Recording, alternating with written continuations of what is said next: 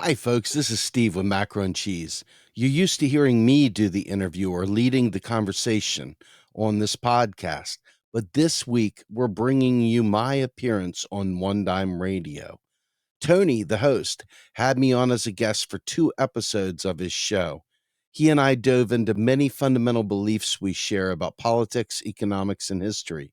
I mean, it's so rare to find a Marxist who understands MMT. It was a two-part series, but we're combining it into a single episode for this podcast. I think it defines the journey we've been on at Real Progressives and, in large part, this podcast, Macro and Cheese. I hope you get something out of it. I sure enjoyed it. Steve, why did you get into MMT? What was your political journey like into getting into all of this? Because you didn't study economics formally like a lot of the MMTers did, correct? That's correct. I mean, I have an MBA, Master of Business Administration. I have a Master of Science in Technology Management. So I had to be exposed to a lot of the classical economists, but it was told through the lens of the CFO, if you will, of United Airlines and stuff like that as your instructors. So you're getting a heavy dose of capitalism mixed with a lot of incorrect things that you don't know they're incorrect because you're paying a lot of money to learn this stuff from these professors, only to find out that maybe they weren't exactly on point. So it's been quite a journey. I started out on the far right, actually, as a Christian conservative, grew up a Reagan Republican, and my trip to the left has been nothing short of a long ride. It's definitely been a forward, leftward drift. And I would say I am significantly left of anything that would pass for Democrat in the United States. But bottom line is that I'm evidence-based, I'm information-based. My thoughts and opinions tend to gravitate toward where there is factual support for the ideas and an imagination-based approach to asking questions. Just why not? Why would this not work? Why would that work? So you could say I'm an explorer of sorts at this point because I'm not paid to do this. I mean, I do run 2 nonprofits that host the podcasts that I host, but quite frankly, those nonprofits, they're not real big. They don't pay a paycheck. So this is a matter of me truly trying to understand the world in which I live. And as a father, trying to understand what a better society would look like. And that has taken me through Marx. That has taken me through MMT. That has taken me through the Bernie Sanders movement. And it's left me somewhat of a man without a country, if you will. It's left me kind of left of the consensus, left of most MMTers. In fact, I find myself increasingly isolated from a lot of the MMTers because of that leftward drift. So it's an interesting place to be, lonely at times, but definitely going where the information takes me. I definitely feel that. Not exactly having a ideological tendency to be able to neatly fit into. I find that myself too, being very critical, a lot of tendencies on the Marxist left. And part of why I even embraced Marxism to an extent was because of what I saw were the flaws of social democracy, to not recognize class struggle. And Chi is definitely just another layer on top of that, because it's something that not even all social democrats have accepted, but it's growing rapidly. I find quite strange is the Democrats in the United States seem more quickly to embrace MMT than the Social Democratic Party of my country in Canada, the New Democrat Party, the NDP. They're really backward. They're really like in the Stone Age when it comes to their economics, and they never get votes, and they're always wondering why. And it's because they always talk about taxes and taxes, and it's people aren't stupid. They know their taxes are going to go up if you have that understanding of economics, and that you have to get what you're going to spend from the taxpayer. So that's probably the pill to swallow that is the hardest for people on all sides of the spectrum, but it's growing rapidly. And I think it's quite enlightening and useful and essential in my view. But you've spent much of your time talking about MMT. It's probably the biggest topic on Macro and Cheese. It's its original theme. So I guess for the basic question, maybe like a reminder, because maybe not everyone is fully peeled on MMT. Maybe people haven't seen my other stuff or your stuff. Why MMT? Why should people, left or right, whatever, embrace MMT? Like, why is it true? And what was that awakening moment for you in which you're like, it all makes sense? Because, Right. yeah, I can remember when that was the case for me with MMT. Well, just think about it like this. I started out as a very, very right wing kind of a Christo-fascist. I mean, seriously, like, I mean, I have to embrace it and own it, because without recognizing that starting point, all the other stuff I say just doesn't really hold quite the weight that it does when you consider the ideological pivot that I took in my life. And it's significant because it fundamentally changes everything, but I still landed on MMT. I started MMT as a Republican slash becoming more of a libertarian, civil libertarian, loosening some of my social concerns, some of my social proclivities, some of the things that I thought were just so very wrong minded in many ways. But regardless, that's how I was raised, and that was the environment in which I grew up in. And we can say we don't want to be our parents, but, you know, I grew up to, in many ways, embrace the beliefs of my parents. And I carried them forward as I went through school. But MMT asked some stupid questions, some questions that just seem so ridiculous that you're like, why are you asking me that? Like little things like when people were putting the seeds out there into my brain, they were saying stuff like, have you ever seen a dollar? Do you know what a dollar looks like? I'm like, yeah, duh. And I pull out a paper dollar, right? This is like the clumsy, typical. That's probably what most people would do is like, that's a dollar, right? This piece of paper. And it was only when I realized that really a dollar is more of a unit of measure, okay? Like an inch or a pound. And so this seemingly esoteric, simple, silly kind of awakening was the pivot point. It was a starting point anyway. It was like, okay, so in other words, it's something else. And I started understanding credit, and I started understanding how people do exchange and things like that. And then what really got to me, I think the thing that finally really pushed me over the edge was some of Randy Ray's work. Randy Ray is one of the original developers of modern monetary theory. Larry Randall Ray. Yes. Yeah. Yes, L. Randall Ray. And I used to always call him L. Randall Ray until he laughed at me in an interview one time and said, just call me Randy. It's like, oh, okay, Randy. Okay, I'll do that. But his writing name is L. Randall Ray. All his professional work shows up as L. Randall Ray. But he had written a primer on MMT in a bunch of blog posts, a series of blog posts on the publication New Economic Perspectives. And I think it's 53 blog posts. And of those 53, it takes you through step by step on so many of the questions people just toss at you about things they think they know about money. And he literally lays it out in very easy, understandable ways. And Warren Mosler, who was a hedge fund manager and millionaire, and people are like, well, why would you as a leftist want to know anything about what a hedge fund millionaire says? It's like, well, the guy knows what he's talking about. Even if you don't like his political angle, or even if you don't like the fact that he once ran a bank or was a hedge fund man or whatever, the point is he understands the way money literally works, and not just the way it works, but where it comes from. And I think that's the most important light bulb moment is, where does money come from? What is the nature of money?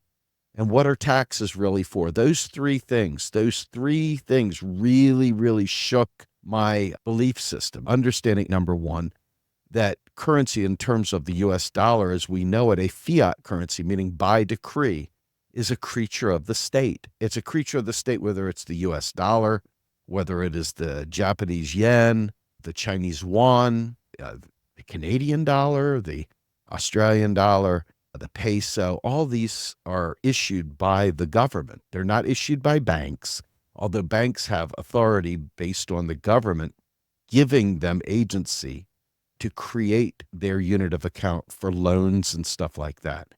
The government creates its own money. And it was in that moment that I had that epiphany that said, well, wait a minute, hold on. If the government creates its own money, why the hell does it need my taxes? And that was a really big deal, because as a right winger, you don't want your hard-earned tax dollars going to somebody's bad decisions, right? You don't want it going to their icky things like gay stuff, or you don't want it going to, I don't know, somebody's abortion. You think up the ick factor, whatever icky thing of the day that Republicans and right wingers tend to get grossed out by. They didn't like that. And so they didn't want their hard-earned tax dollar going to it, paying for drugs, giving people drinks, whatever. Buying them processed food on their food stamps, whatever crazy, weird thing that right wingers don't like at the day. That was the thing. And coming from that side and having to unplug from that, and realizing that there's no money in the economy if the state doesn't spend. And somebody will say, well, banks create money and 97% of the money in the economy is banks. You say, well, that's a policy decision. Banks are lending to fill the gap that the federal government chooses not to fill with sovereign spending. So when you take out a loan, you get money, but that money, you use it, do whatever. The bank, in turn, keeps your interest that you pay on the debt, but the rest of it wipes out, it zeroes out. And I'm like, what do you mean zeroes out? And then it was like, but your taxes do the same thing. When the government issues money out to you, that's your asset, but that's the government's debt. And I'm like, well, wait a minute. So in other words, money is debt? And you'll hear Warren Mosler say that the national debt, for example, is the sum total of every untaxed dollar in the economy. And so it's like, wait, hold on. And then you'll hear him say, but the dollar is just a tax credit. And you're like, what does that mean? So in other words, it's for redemption, not for spending. In other words, that's the lure, that's the hook, that's the magnet that forces us to use the government's money. That's why Bitcoin and things like that will never replace the dollar, because as long as the state is able to enforce a tax, it's got an obligation payable only in its tax. And so this awakening right here, this stuff that I'm telling you about, was things that made me say, holy crap. So all the fighting between Democrats and Republicans about paying for things and raising taxes to pay for things and wanting to cut taxes because we don't want to pay for your bad decisions and all this stuff, it's like a pitched battle. It's fake. It's fraudulent. It's not real. It doesn't exist. It's a fight, but it's a fight over nothing. It's not real. And when that hit me, and that was a big deal because, I mean, God, how many fights do you have with whatever parties, political parties in your country and in my country and other countries are all about not wanting your hard-earned tax dollar to pay for someone else's bad decision. And then when you find out that that entire paradigm is wrong, some changes come through.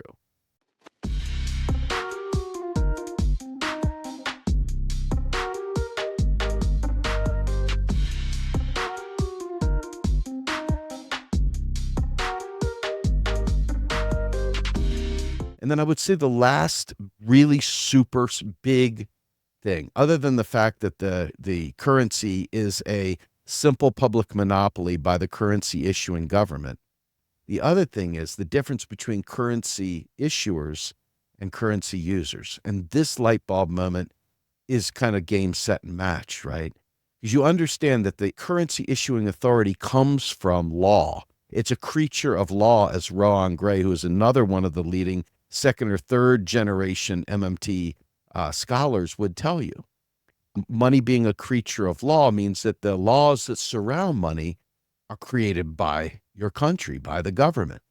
And the tax that it uses to incur an obligation that requires you to need that currency is why you do things. It's what creates markets. It's what creates buyers and sellers of goods, as Mosler would say as well. So understanding that, I said, well, wait a minute. Article 1, Section 8 of the U.S. Constitution, this is specific to the United States. It's the same, ironically, around the globe, different legal reasons, but fiat currency works the same, period. And so with that in mind, I had to understand the difference between states like Maryland or D.C., Virginia. D.C. is not a state, but you get my point. These areas that are not currency issuers, they're currency users. And then the federal government being the currency issuer. Well, what does that mean? They're not like just printing money, which is, you hear everybody say, what are they doing, printing money? It's not printing money. What happens is the government pays its bills by an act of law. They pass a law. The law says who they're paying and what the price terms are and so forth. Once that law is passed, Article 1, Section 8 of the United States Constitution says Congress alone has the power of the purse. So Congress authorizes spending. The president signs it into law. The executive branch signs it into law. And then the Federal Reserve, with computers, keystrokes the amounts that the government said in their bill, keystrokes those amounts into the government's bank account. And then the government writes a check and sends it out to whoever. And in most cases, sadly, you see it's the military, to Northrop Grumman, to Boeing, to Halliburton, to BlackRock, to whomever. And so That is how the government spends. And that money then, once it's spent into those areas, trickles down in the form of salaries and other payments to other companies that springs their work and other contracting agencies, et cetera. So that first dollar spent by the government is usually spent on government contracts. That was a big awakening too. Having gone through business school, learning about contracts and hearing that the government takes out bonds to finance spending. Well, that's not really the case at all. The government literally does it by decree, by fiat, by law. So putting all that into perspective, if you stop, it's kind of like, okay, I've just been through a centrifuge, personal centrifuge. All the parts are scrambled. I got to wait for it to come back together for me to make sense. So all the connecting synapses and all the thoughts that I had about all these other things had to reconnect because everything changed with that understanding. And I think that that's what's hard for most people, because you see, what I just said doesn't neatly fit into a meme. It doesn't neatly fit into a one-page index card. Yes, you can say some quick things like taxes don't fund spending, but then you end up spending 10,000 words trying to explain what taxes don't fund spending means. And they're like, what do you mean? Of course they do. Look. So it challenges everyone's core understanding of what they think money is. It challenges everyone's core understanding of where they think money comes from.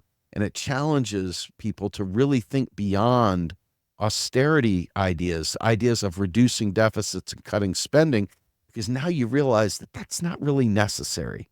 That's not really what you would want to do. And then you dig deeper, and you alluded to this, and this is, I'll cut off here. You understand class. Once you integrate class into your MMT perspective, you start beginning to understand what are the implications of the state being the monopoly issuer of the currency. And you say, well, we have a democracy. Well, do we? I don't think so. Do we have the ability to affect the spending as voters? I don't think so. I think that you see legalized bribery in the form of lobbying and legalized bribery in terms of all these other aspects of the revolving door between industry and government. And you can say, wow, government's captured. But if you understand capital and labor and the relations there within, you can start to begin to understand slightly different things. So Marxists and other socialists don't need to be afraid of MMT, because MMT is very neutral. It's benign. But the way it's leveraged in terms of the way the political economy of your government, of your nation works, is not benign. That's a very specific use case. It's not MMT. It's political economy. It's the value system that overlays the lens that is the operational reality that is MMT. It's a lot of words right there. But if you understand, you stop saying, well, I see them using MMT for bonds. Well, you don't use MMT. MMT is a description of the way a fiat currency works. But how different might a fiat currency work if you, Tony, or myself, or some of your listeners were the ones in charge of making the decisions, that it was democratized, that people actually were able to say, hey, we don't value that, or hey, we do value this. What if we were able to express our values through the money as the government spends it into existence? Since we don't really have that agency, and these are those moments where you're like, wow, we could have a Green New Deal, and wow, we could do all these great things. We could have universal basic services, which we'll talk about.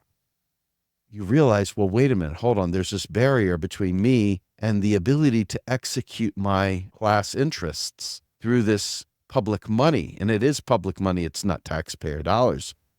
How do you do that if you have no means to affect that through electoral politics, which is what traditional social democrats and most MMTers will just source the vote? This is where we depart, because I don't believe we have a democracy.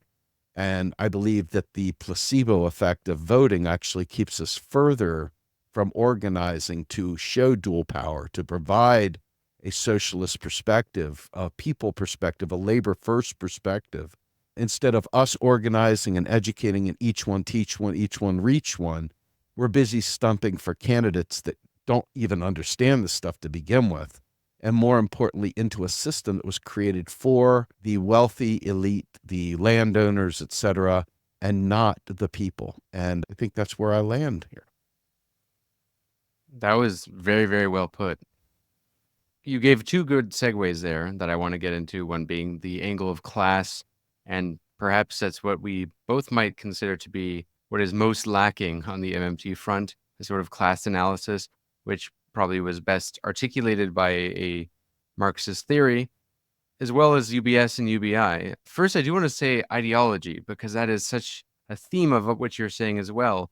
And a big obstacle I find when explaining MMT to people is that people will say, well, if this was really true, what the MMTers are saying was indeed the fact, how come everybody doesn't know this? Like, how come this isn't common knowledge? And what's very interesting is in the history of the theory of ideology, Antonio Gramsci, who basically takes Marx's idea of ideology, which is the ideas of the ruling ideas are the ideas of the ruling class, Gramsci's definition of ideology is common sense. He uses the terms interchangeably. I find that fascinating because sometimes what is common sense is, in fact, literally folklore. That's not to say that common sense doesn't have kernels of truth. It often does, but it's always a non-contradictory truth. It's a very linear, one-dimensional truth that leaves out all the contradictions in that ideology and all the other aspects of reality that don't fit into the ruling class's framework, into the dominant purveyors of ideology. And certainly MMT does not fit into the ruling class's ideology. Some people will think it does just because the government prints a lot of money, and some people will say, well, they're practicing MMT. Aren't they doing MMT? Even though Jerome Powell openly critiques MMT, and all the people in power say they reject it. Imagine that. You tell people that this is how money works, that money is really a unit of measurement, that you can't run out of inches. It's like saying you can't run out of money is like running out of inches. If you tell people that, it really changes the perspective of what they can demand. And you touched on a great point, which is the MMTers will think, well, why don't we just use democracy to advocate for the public purpose? And someone like Warren Mosler, who is a fantastic explainer of MMT, brilliant genius economically, but sometimes the way he talks about politicians and the fact that others don't understand MMT, he seems to think that it just boils down to their ignorance and that they're just stupid and aren't making the right policies. But the ruling class have a vested interest in not allowing people to know this, or at least obfuscating the reality, is very inconvenient. It's inconvenient for the dominant socio-political order. It's like destabilizing what Plato would call a noble lie. It could have cataclysmic consequences in empowering the dominated classes of society. So, yeah, I think you touched on something very important there. Stephanie Kelton, in her book, The Deficit Myth, mentions how she would try to persuade politicians that this was true. And some politicians ended up, at least on the Democrats, ended up accepting it. But they would say, no way my voters could ever, no way I could tell my voters this. I would lose support, or I would lose donors, I would lose funding, etc. I would be seen as a crazy. It's difficult because even when the people who know it's true don't want to admit it's true, you're in a position, well, how do you advocate for policies in a way that makes sense, that is sound? Because they're then forced to say, well, it's taxation, and they'll say, well, where are you going to get the money from? It's not the working class, so we'll tax the rich. And it's like, okay, fine, but like the math doesn't check out in terms of like if you tax the ruling class, you wouldn't be able to fund all of these programs if that's how you thought it worked, right? So you can't like fool people that way. So I find it at this point they should just expose the noble lie for what it is. Before we get into UBS and UBI, I think the Marxist angle is great because I've been following your podcast for quite a while, and you didn't always have that angle. And very few MMTers do. And to be fair, it's not a problem really with MMT in my view. It has to do with the fact that most people in general aren't Marxists, especially in United States, most definitely, extremely. They have a phobia of anything related to Marxism. Although Bill Mitchell, one of the co-founders of MMT, is a Marxist, and he's been on your show, one of really great recent episodes you did. Yeah, so when was that point when you finally did get introduced to Marxism? And I mean, I don't know how strongly you identify with a Marxist, or like, I don't think Pretty either of us are that strong. dogmatic. Like dogmatic in terms of what kind, right? I'm not But dogmatic. No, yeah, the yeah, no. sectarian. I don't care.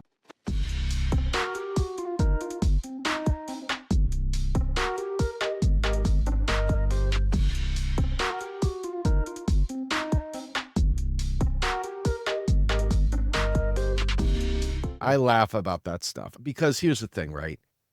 It's good to inform ourselves from history. History is very, very important. I have dug deeply into history going back to probably even before the fall of the Roman Empire.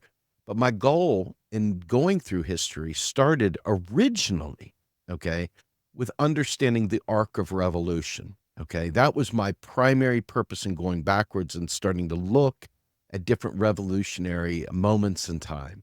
And they're not moments in time at all, is what I found out, right? They're not moments in time.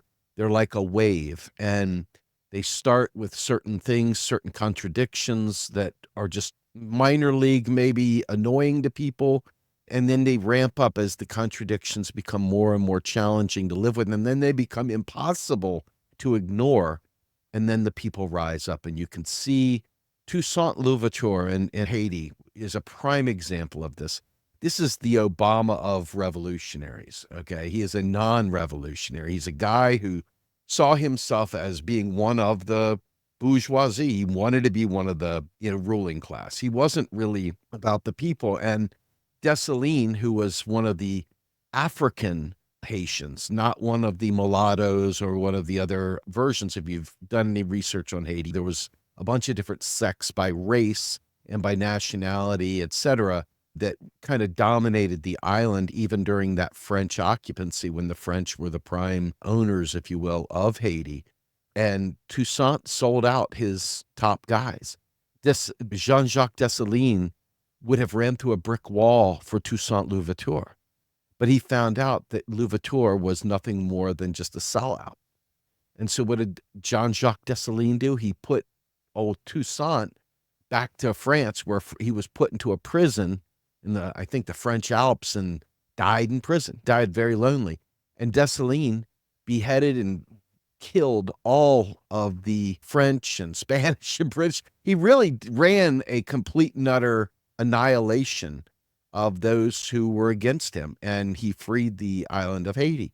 But it took 50, 60, 70 years, and the brutality that they suffered.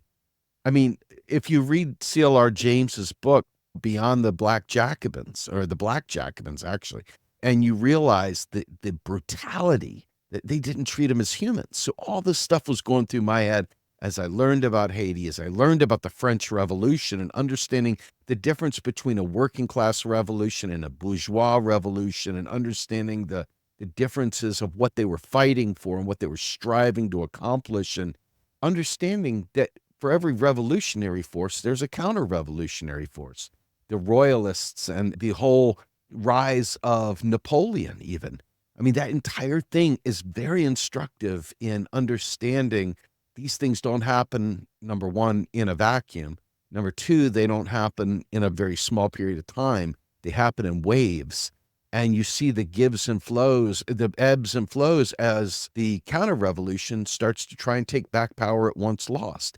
And so a lot of the deaths and stuff that colored my mind about socialism, the brutal dictators of this, all the totalitarian that, and that was what I understood socialism to be, right? That was all I knew. I was a right winger, so everything was either free stuff, they want free stuff, or it was they're brutal, the KGB and 1984 and Big Brother and all this other stuff. I live in the United States, and I'm telling you, that's here right now. We're living Big Brother, and we're watching the annihilation, fully funded by public money, of Gaza, the massacre of the Palestinian people, the genocide. Let's call it what it is. And you ask yourself, is this democracy? Did I vote for this? Did we vote for this? Is this what you thought saving democracy looked like?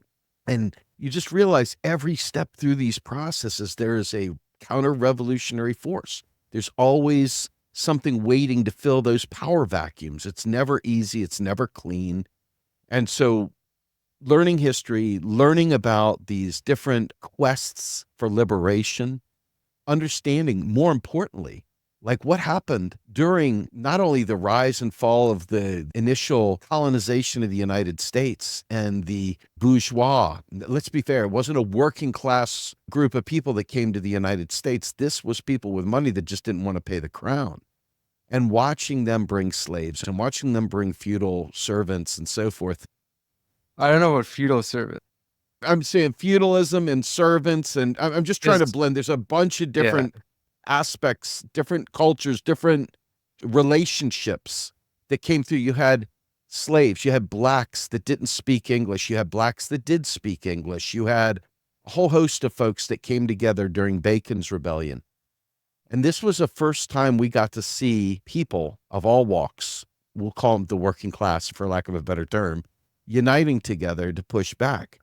And what did they do? They immediately made laws to cripple the slaves, quite frankly, that did speak English. They said, no, no, no, we can't have that. We need to have the slaves that don't speak English, because if they speak English, then they can go ahead and work together and they'll think about how to get their liberation. We need people that are not intelligent. We'll keep them stupid. We'll keep them from learning how to read.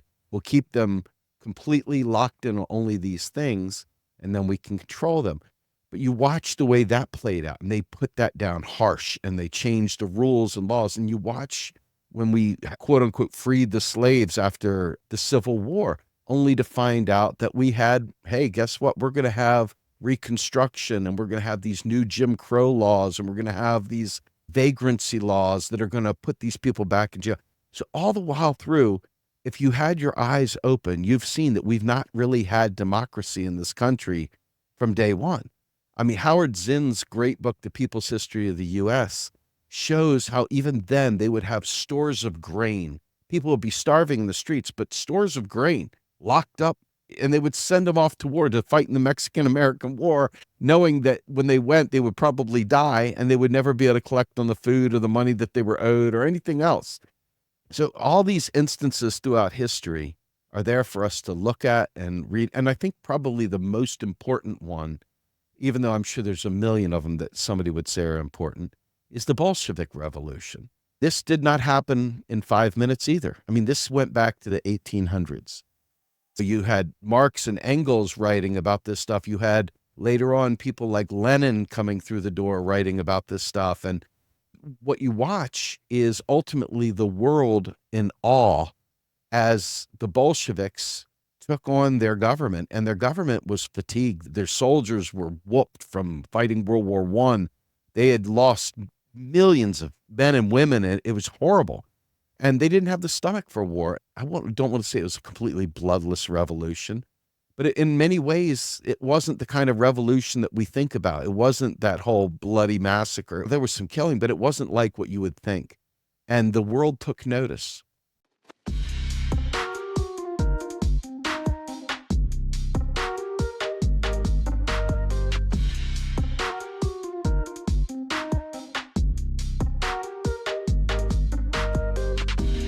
And my favorite author out there right now, at least book-wise, is Clara Mattei. She wrote this book called The Capital Order, and she explained that the world hyper overreaction to what they saw with the Bolshevik Revolution and capital saying, oh no, we can't have this. And all the economists rallied around to really codify and create austerity.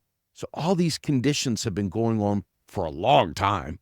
And there's been a war against working class for a long time. I mean, I live in Pennsylvania, and in Pennsylvania is where the first police officers really came into play. They were freaking hired by the coal companies to make the coal miners go back to work. And what did they do? They opened fire and killed tons of Pennsylvanians that worked in the mines out here. It's not far from where I actually live. So you can see from day one the clash between capital and labor. You can see the class interests from day one, eradicating, annihilating, genociding the Native Americans that really are native to this nation that I live in. But you can see it around the world. And if you take notice, you can see where the power relationships are, the power dynamics are, who's in control, whose class interests are involved.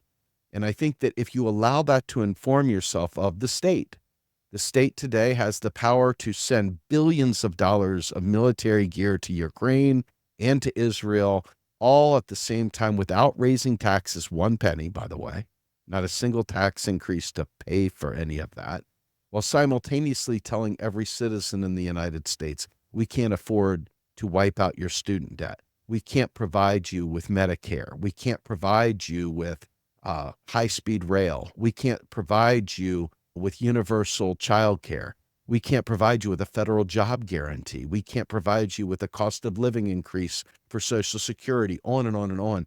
So the contradictions of a nation that can create currency and can spend it into existence, but it only has it for the war machine and things that serve capital and not for we the people, and have convinced us all that it's wanting free stuff and that you're a moocher and all these other derogatory things that keep us trapped in that mindset. I think that's why MMT is so difficult for people to really get their head around. Not to mention all the lies that they've been told by classical economists like people like Milton Friedman and others who have made us believe that inflation is always and at all times a monetary phenomenon. Whenever the government spends money, it creates inflation because they think of inflation as inflating the money supply because they still believe that we're on a commodity money like gold. And even if we were on a gold standard, it still wouldn't apply. But this is stuff that informs the left too, because if you read Marx and Capital, you understand that Marx wrote from a position of commodity money. I know that there's some mentions in volume 3 of fiat type arrangements. He didn't understand money. Marx didn't understand money. And so for me, a lot of this push into this class analysis and into blending MMT with more of a socialist perspective and really understanding the class antagonisms and understanding our own class interests, it's really created quite an interesting set of dynamics in terms of who's on your side, who listens, who's willing to listen, who doesn't just automatically say, oh, you just want to save capitalism, which is a lie, of course, but they can't help themselves. It really produces a whole new set of friends and allies and detractors, people that without listening to what you're having to say, without reading a single thing, they fall back to that hard ideology, that very, very rote, dogmatic, thus saith the Marx. And it's an impenetrable bubble at this point in time. I'm hoping that between your work and others' work, and hopefully in some small way our work, is able to bridge that gap and close some of the loops on that so that we can all at least understand the way currency works, so that we can, in fact, inform each other. If nothing else, even if we don't believe that we can ever do any nice thing with knowledge of MMT, at least understand what they are doing to us in real terms and really understand the class interests of the capital class and what they're doing to us, and explain it to people in a way that hopefully radicalizes them and makes them more aware and open to change. And that's kind of where I land on that one. Yeah, so you mentioned a lot of interesting things there, and I would like to respond to one of those things, even though I think it is a bit off topic, but you have been focusing a lot on that in your podcast series. You have done multiple interesting episodes on revolutions like the Chinese Revolution, Russian Revolution, Haitian Revolution with Pascal. I remember those were my favorite episodes. Very fascinating event. But about American Revolution, so I recently did a podcast, 2 of them that were public anyway, on the American Revolution with the historian James Vaughan. And some were very surprised by that because that one, it seemed oddly sympathetic to the American Revolution, which some people wouldn't have expected to come out of this podcast, given that I've been super scathing in my critique of American democracy and the United States in general. But the way I view the American Revolution is I view it as a product of its time in its context, right? And in that context, it's a massive contradiction because on one hand, it's one of the most radical events that ever happened.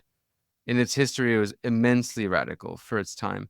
But paradoxically, because it was so radical in the sense that it was a full bourgeois revolution, in which it was a full establishment of a republic, whereas England was a compromise between feudal classes and the bourgeoisie, between parliament and the monarchs and the aristocracy. But in the context, the American Revolution was super radical, but that's also why it's extremely contradictory, because the bourgeoisie was really at the commanding heights of the revolution in the sense that they were able to essentially control how the system was designed. They designed a system that was so perfectly suited for the interests of the property owning classes that created a managed democracy in a way that was so perfectly managed.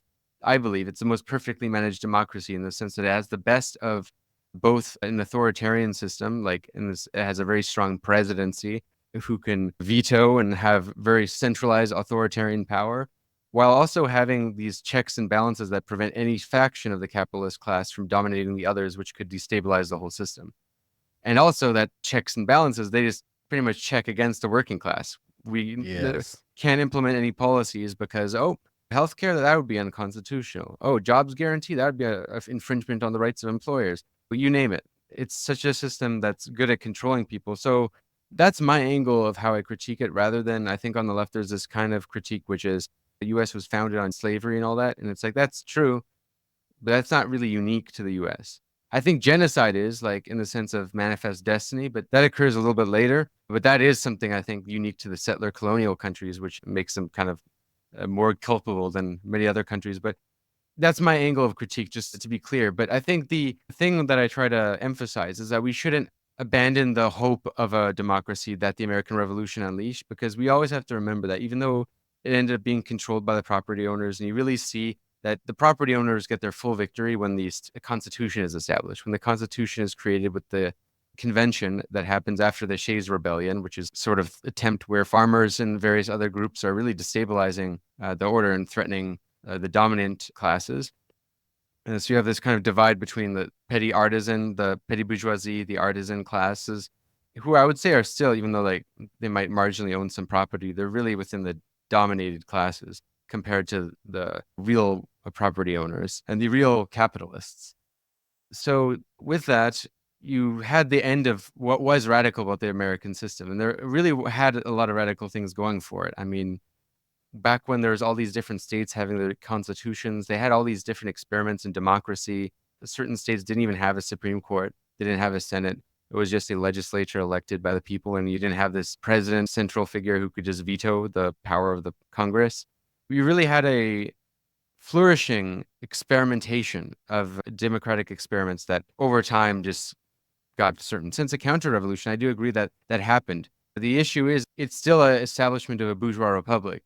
That's how I view the American Revolution, essentially. And in order to have a socialist radical politics succeed today, I believe that we can't abandon that hope of democracy. We have to abandon our faith in the idea that there is a democracy. That's the Yeah. kind of noble myth that enables the order.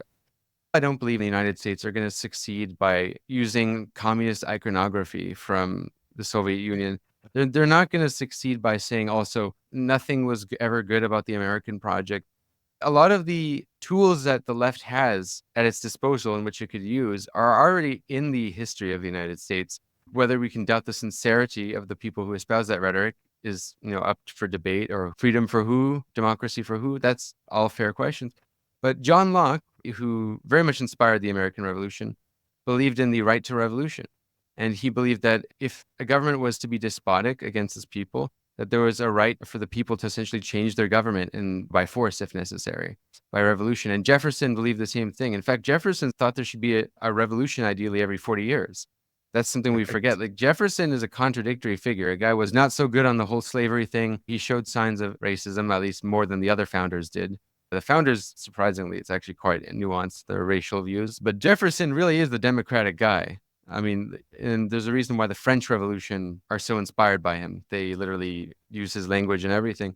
I mean, come on, like, what greater tool is that for radical than that, right? The legacy of democracy. And I think that's the great angle of critique, is the fact that capitalism and the ruling class are undermining democracy, and that what we really have is an unfinished revolution. The dominated classes, we didn't see it, right? We didn't see it, but we should demand it, right? Rather than saying, oh, that hope was bullshit, right? That's kind of my angle, just to clarify. And less even a response to what you were saying, but also to the audience, because I got a lot of mixed feedback on my last two podcasts on the American Revolution.